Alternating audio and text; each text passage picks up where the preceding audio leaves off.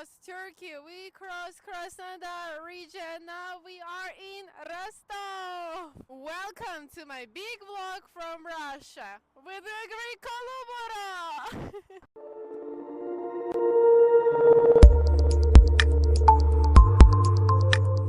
Let me start from the beginning. Our plan was to go from Athens to Istanbul, and from Istanbul to Sochi, and from Sochi to my city, Rostov. And because of the political situation in my country, we had some problems to travel to Russia. So to prevent these problems, I had a plan in my mind. But anyway, everything fucked up as usual. I love it.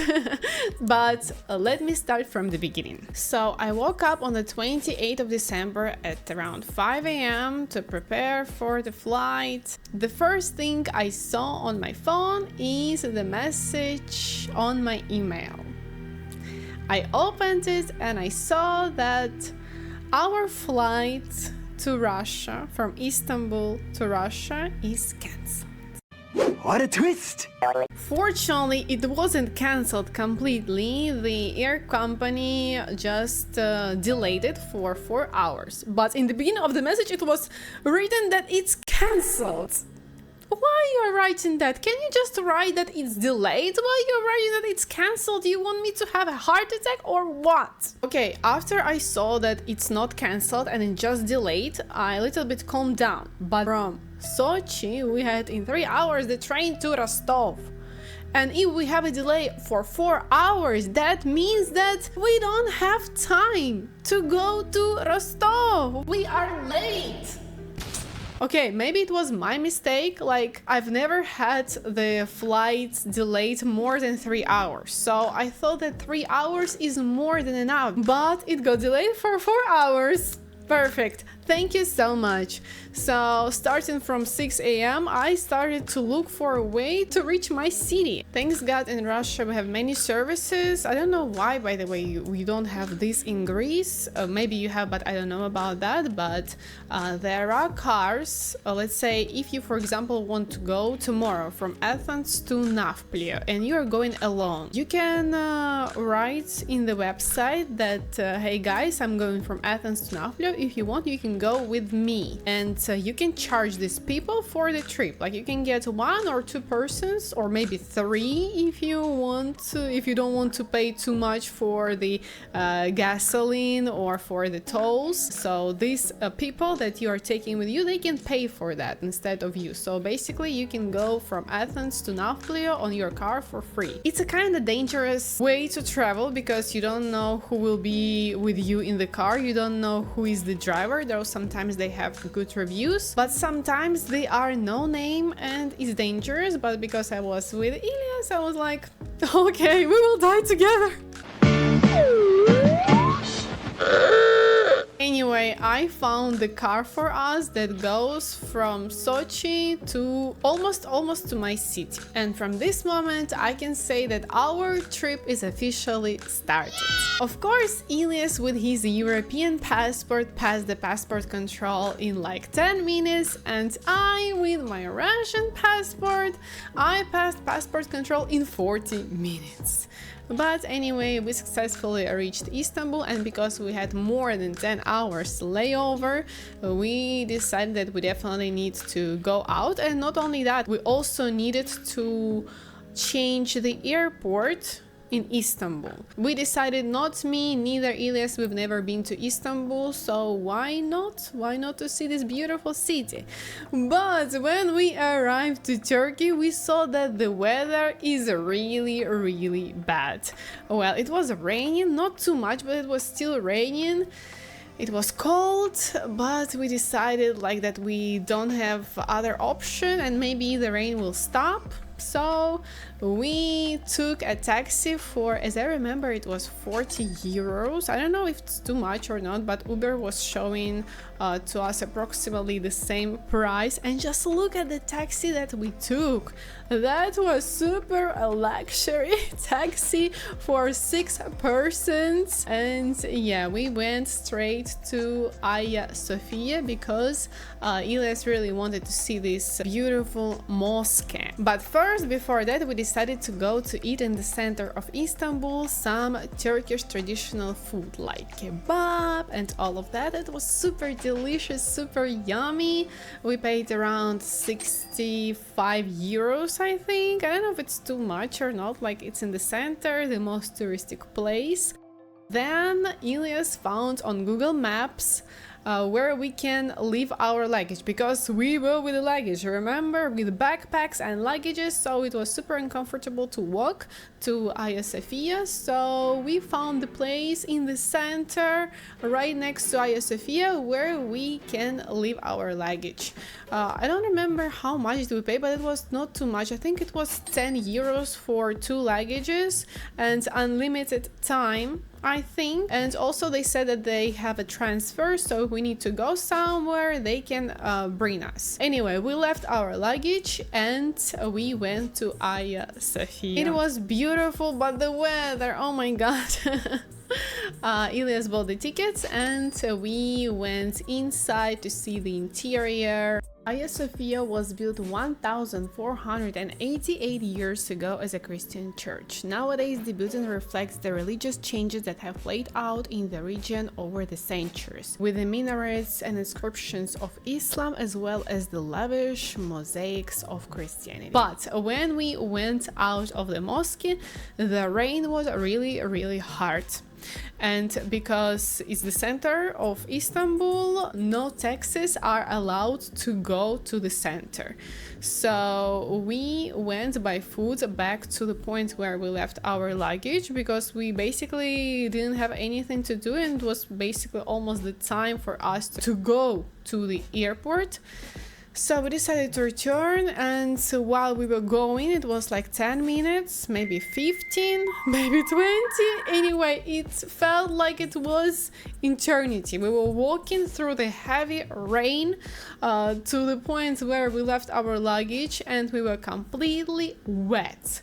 Even Elias' coat that was saying 100% waterproof, that was super expensive, even this coat got completely wet.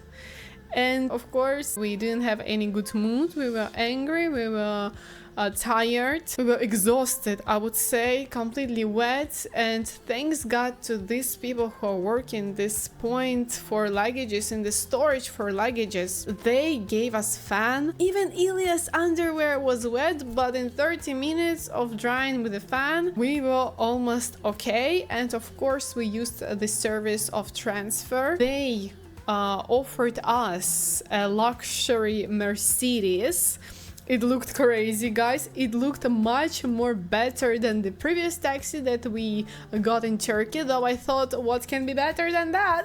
It can, like, it really looked luxurious, and we paid the same price, maybe 5 euros more, but it was worth it, definitely. So guys, I give you the contact of these guys, of this storage. They deserved it. Go follow them. I know if you will be in Istanbul, you must leave your luggage there or use their transfer. It's super good and the price is really nice. On our way to the airport, I was always checking departures and arrivals in Istanbul airport and Sochi airport, but everywhere on the websites it was showing that our flight is on time. It didn't say anything about the delay for 4 hours. Only on the website of our air company I found this information that it's delayed. But I still was worried. I was like, why they are not updating the information on the airport? And guess what happened? We enter the airport, we see this huge screen with different flights, and we see our flight. And it says the check-in is over. What a twist! And Elias says to me, did we miss it? And my heart is like, boom! That never happened to me. I immediately found the information stand, and thanks God, I saw the Russian guy with the same face expression as me, sweating like a pig, and with his bad English trying to explain to the lady what is going on and what should he do. This is actually a very typical situation in the airport. Very frequently I see Russians that can't speak any English, and they're trying to explain something, and I feel so much pity for them. So anyway, I came to him trying to help him and to help to myself to explain the lady what is going on. She said that she sees our flight, the check-in is over, and the next flight will be on the next day.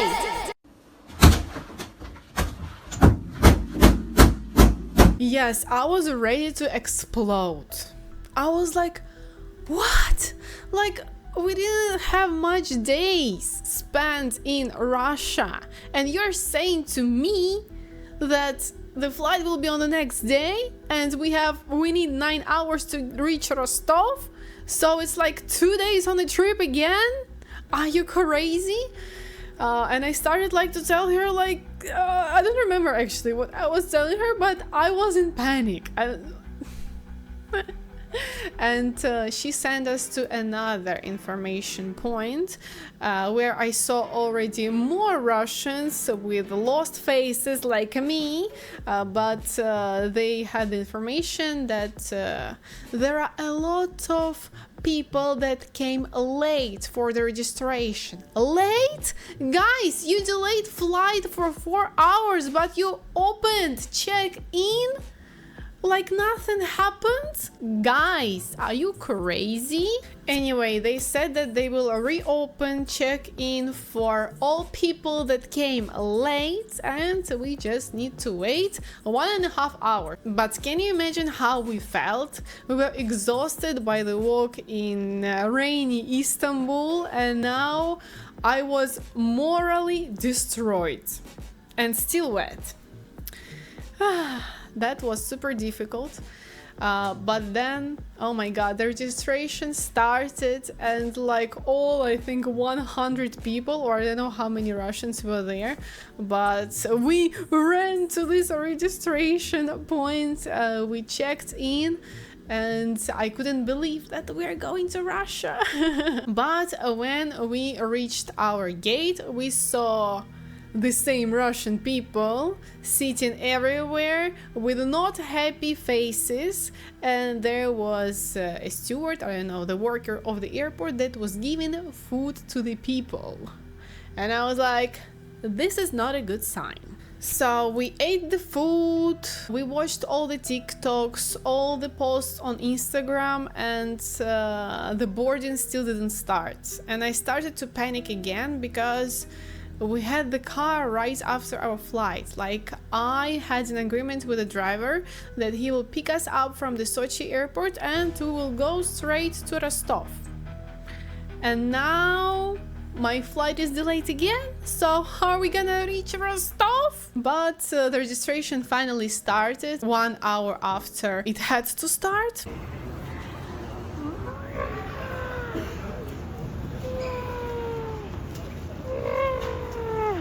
And I was again super happy. I couldn't believe, because after all that happened this day, I thought that we're not gonna make it. When we boarded on the plane, I think me and Ilyas were only 2 people that were happy. Other Russians were acting like typical Russians. They continued complaining, and I already felt like I'm in Russia. Everybody's complaining, everybody's not happy, everybody is angry and annoyed, and I was like, yes, I'm in Russia already.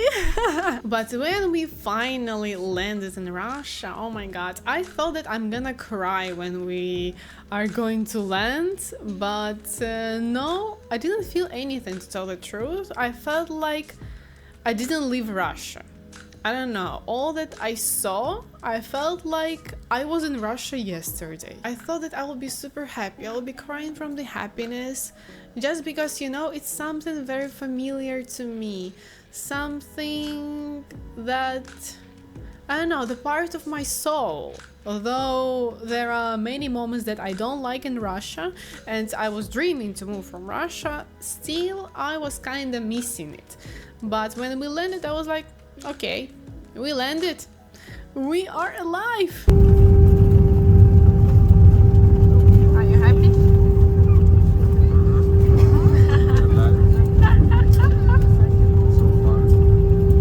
Anyway, we landed 30 minutes later than we were supposed to do it. And after we landed, I immediately changed the SIM card in my phone, and I saw that I have like 10 missed calls from our driver. So I was like, oh my god, no, don't tell me that you left Sochi without us, please. I immediately called him, and thanks god he was still at his house, and I said that we just landed, we're still in the plane, and he said, okay, then I'm going to pick you up. And I was like, yes! Yes!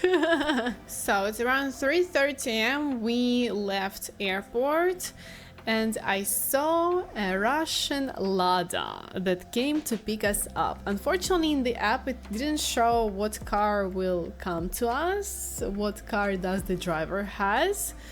Usually it's written, and I was using this service before this. I was using it like maybe 3 times max, and it was always a good car. But this time we were not lucky. Specifically on this day when we had such a long trip, the car was really bad. And it's not about me being diva and wanting to have some Mercedes, BMW or any, let's say, foreign car, not Russian. It's just because in Greece you have good roads, really, because in most of the places they are straight, though you have so many mountains, but in Greece you destroy the mountains, you do the tunnels, and the roads are straight. But the road from Sochi is a serpentine for 3 fucking hours. So imagine you spent already 1 day in a road, and there are 3 hours of serpentine and then 3 hours of straight road to reach Rostov. Imagine that. That's why I was worried, but I thought that maybe we will sleep and we're not gonna feel dizzy or bad, and basically, yes, this is what happened. We didn't feel ourselves bad. And it was 3 hours of serpentine, but this driver, he was local. He is living somewhere next to Sochi, so he knows every corner of the serpentine. So instead of 3 hours of serpentine, we spent 1.5 hours of serpentine. He was driving like crazy, but because we were sleeping and because we were super tired, we almost didn't feel it. We were sleeping like babies. Well, not actually, no, because it didn't have much space, because it's a Russian car, so the seats also were uncomfortable. But I was like, we just need to reach Rostov. On the road, Ilyas also noticed that the roads look like a horror game, especially Metro that we guys played with you on the stream. We arrived to my apartment in Rostov at around, I think, 1 p.m. and I still didn't feel anything. I felt like I left my apartment yesterday. We fell asleep, and I put the alarm at 6 or 7 p.m. for us to go for a walk, our first walk in Russia.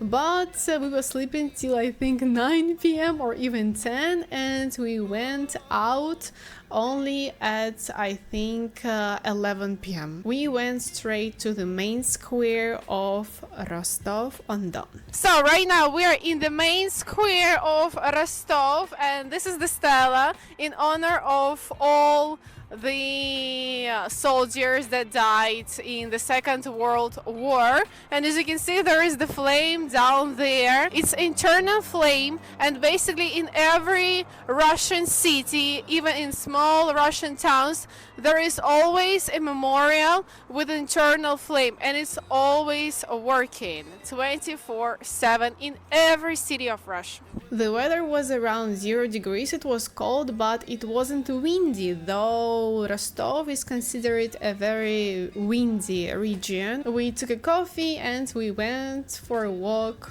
to the main streets of Rostov. I wanted to shoot more videos for you. I wanted to show you the Greek church that we have in the center of Rostov, next to my university where I studied.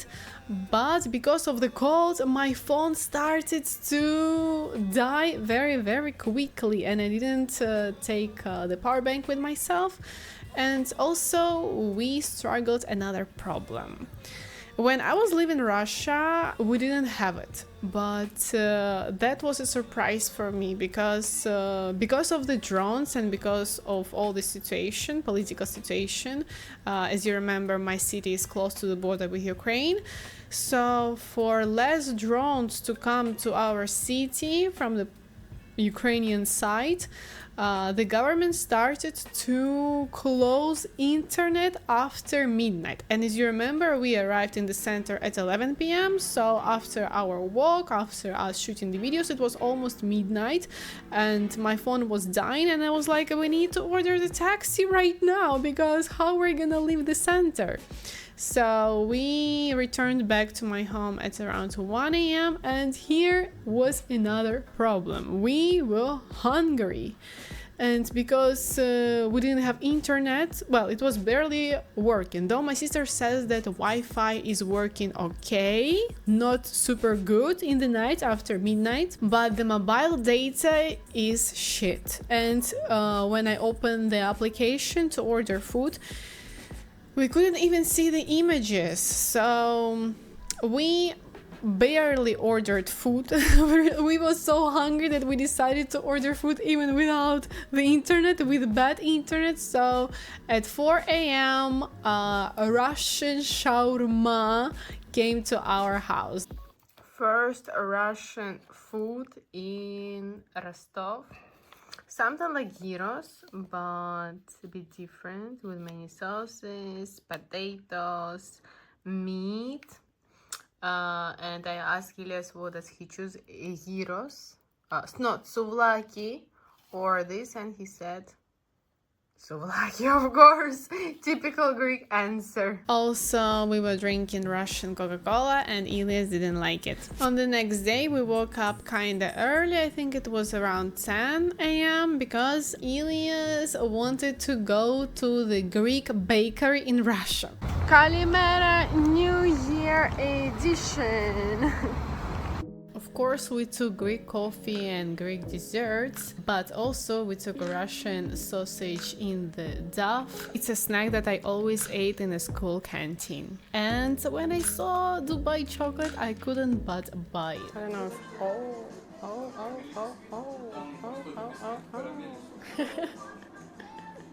Ilya's face says that it looks like cow shit. But I want to try it.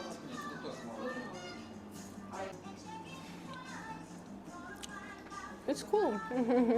I like it.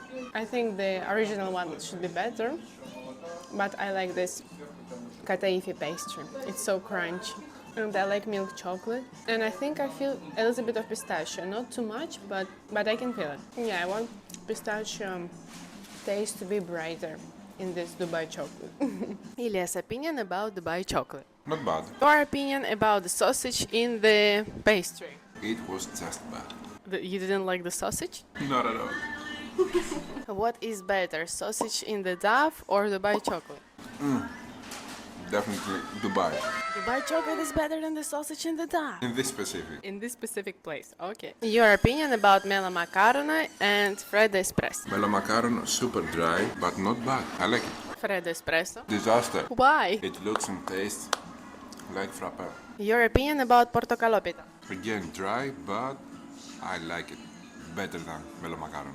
I also like portokalopita, Russian portokalopita. Because in Greek one I don't like the liquid because as a Russian I don't like when it has too much syrup and it's too wet. I think galactoburiko looks much more better this time than the previous time. It's much thicker than the one that I tried in my previous video. But what about the taste? Weird. Not like galactoburiko at all. Here for me it's something between galactoburiko and baklava. Your opinion about galactoburiko and coke? Galactoburiko, just trash.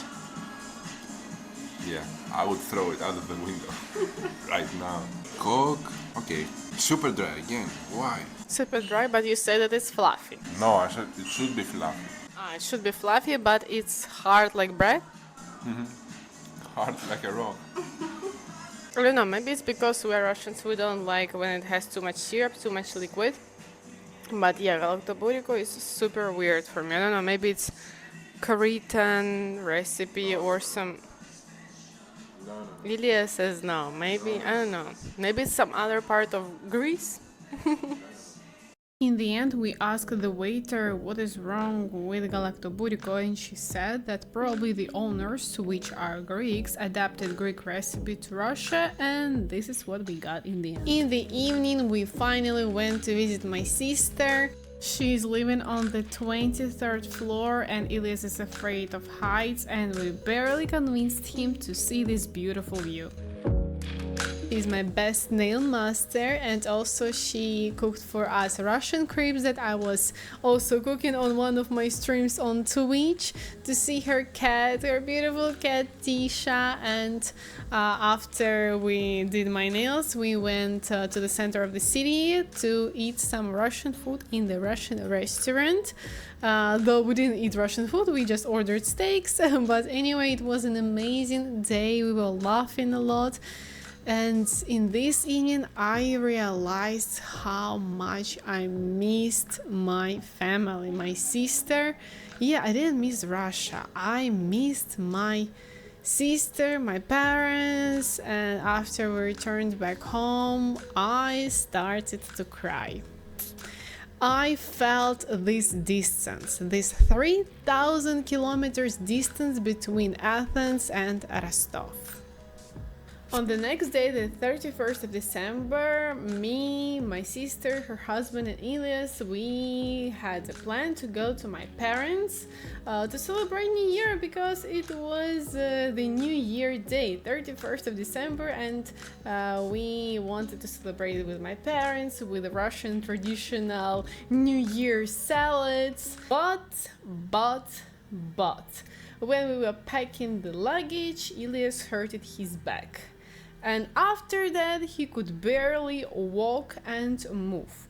This situation happened to me for the first time in my life. I got super scared. I didn't know what to do. And one more interesting thing, that when Alex, my sister's husband, first went to my parents' house to meet them for the first time in his life as my sister's future husband, he broke his leg and he could barely walk. And this time, when Ilyas was about to see my parents for the first time, he hurted his back and he could barely walk. I don't know if it's a coincidence or is it a curse from my family. I don't know, maybe my family is cursed. But it was super weird, and we were talking about this all the road that we were going to my parents. But this situation, I mean with the back, happened to my mom, to my grandmother. When I told to my mother that Ilyas has a small problem, my mother said, Julia, don't worry, we're gonna make him injections, we're gonna make a massage for him. We successfully reached my parents' village. My mom and my grandma did him injection, made the massage for him. I was translating all that they were saying to him, and I was translating Ilyas what he was saying to my parents. Everybody were happy to see him, everybody were excited. We ate a New Year dinner dinner. Then we went to unpack our presents because, as you remember, me and Elias, we brought some presents from Greece for my parents, and my parents bought us many presents, including my grandmother, and we couldn't even fit all the presents from my family to bring it back to Greece. We brought maybe half, maybe even less than half. My mother bought a calendar with Putin for Ilya's parents. It was a joke, I don't know. I was like, it's cringe, I'm not gonna bring it. But Ilya said, no, let's take it. They'll be excited to see that. My mother gifted me this t-shirt with me and Elias, and she also bought this t-shirt for Elias. It's my eye and Elias' eye. I love this t-shirt so much. And it was a surprise from my mother, so I was super excited. We immediately wore it. On the midnight we ate again New Year's dinner. We were listening to Putin's speech. I was translating to Elias what he was saying. Then we went to watch fireworks.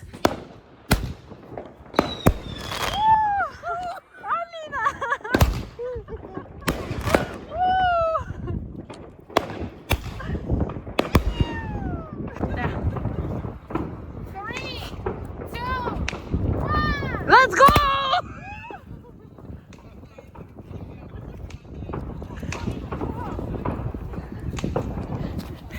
It was exciting, it was romantic. I enjoyed this evening so much. Usually we don't go anywhere on this night. We just stay at home with our parents. And yeah, we were just smoking hookah with Alina and her husband and enjoying the evening. On the next day, we also usually we don't go anywhere because it's the 1st of January for us. It's like for you guys the 26th of December, the day after the Christmas. Like everything is closed, all the city, all the villages are dead, everybody stays at home. So we also stayed at home, we didn't go anywhere, though I was planning to go for a walk in the center with Elias in the park to show him around. But basically he couldn't walk, so we again stayed all day at home. And on this day my parents and also my neighbors came to our house, and we for the first time we tried tsipuro with anise, and nobody liked that. Sorry guys for disappointing you, but nobody liked tsipuro. They still, as I know, they still to this day they didn't try ouzo. And on the 3rd day we finally went out. Elias felt better and we went for a walk to the center of my village. Hello guys and welcome to a Russian village. This is our embankment, as you see right now.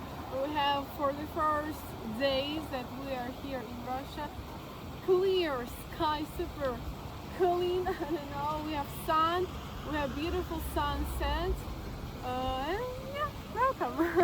Let's start our excursion in a typical Russian village.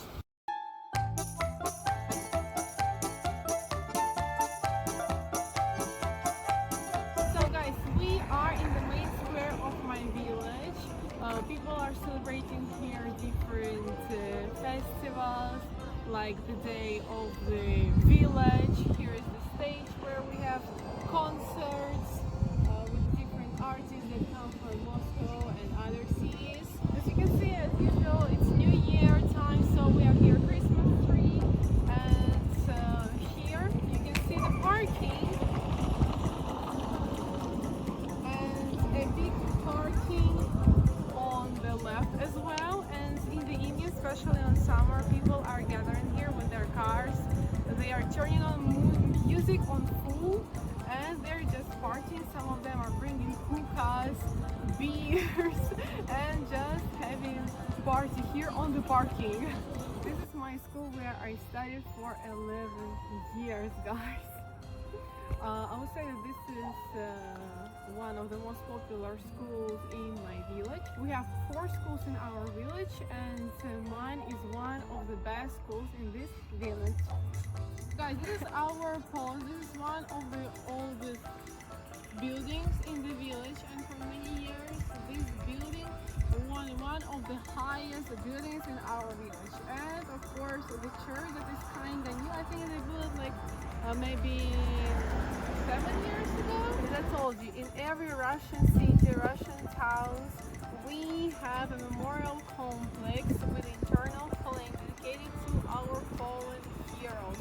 Every the 9th of May, we're gathering all people here, holding the candles and the portraits of our grandparents, great-grandparents who participated in the Second World War, and we do like 1 minute of silence. On the 3rd of January, we already had our train back to Sochi, to the airport. We took 11 hours train. It was 6 p.m. train, and we arrived at Sochi at around 5 a.m. and it was always so hot inside, but Ilyas felt this Russian train vibe. We were drinking coffee, eating what my mother cooked for us. We arrived at Sochi in the morning, early morning, and we went straight to the hotel. Our hotel was in the center of Sochi, next to the railway station where we arrived. We stayed in the hotel because I want to spend 1 day before the flight in Sochi, because it's a touristic city. It has the seaport, and as I know, many people from Moscow come to Sochi for vacation, not only for summer vacation but also for winter vacation, because it's warmer than in Moscow, and secondly because there is a ski resort next to Sochi that is very popular, considered luxury and very expensive resort. The weather was really nice all day, but then it started to rain, unfortunately, and we decided to go to have our lunch/dinner. And of course, Ilyas, as a typical Greek, he wanted to go to a Greek restaurant, and Sochi is not even famous for touristic place, but also, as I heard, there are a lot of Greeks living in Sochi. There are a lot of hotels that has the name like Greek house. There are a lot of street food, Greek street food. And we went to the cafe called Santorini. It had Greek cuisine, Greek interior, but we were shocked about the service. Till this day, Ilyas tells this story to everybody. Because the waiter, she didn't even look at us. She was like, I was asking her, do you have a menu on English? No. Do you have a menu on Greek? No. Only Russian. And when she brought us the menu, she just threw it to our table. I was like, okay, maybe she had a bad day. A couple of days after that, I was talking on the phone with my sister. She'd been to Sochi and she wanted to know my opinion about Sochi. And she said that she really likes Sochi, but she would never live in Sochi. And I asked her why. Like, everything is perfect, the weather, I don't know, it's beautiful. And she said the service. And I remember this situation with the waiter. I was like, oh yeah, you're right. And she was like, and it's everywhere, in all restaurants in Sochi, because it's touristic place and there are many people who are coming and go in. The service, the waiters, they don't care about anything at all. They just think that this person will come and next day it will fly to, I don't know, to Moscow, to Sakhalin, to Nizhny Novgorod, I don't know, anywhere, and it will, and he or she will never come back, maybe. So they don't care about the service, and that's why we don't like Sochi, me and my sister.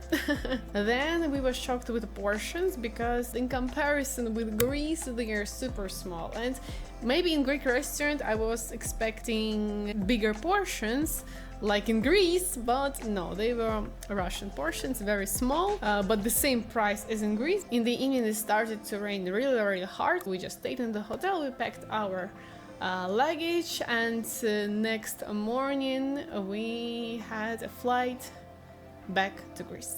I hope that you enjoyed this video. If you did, give me the like, follow me, and I see you in my next videos. Bye bye.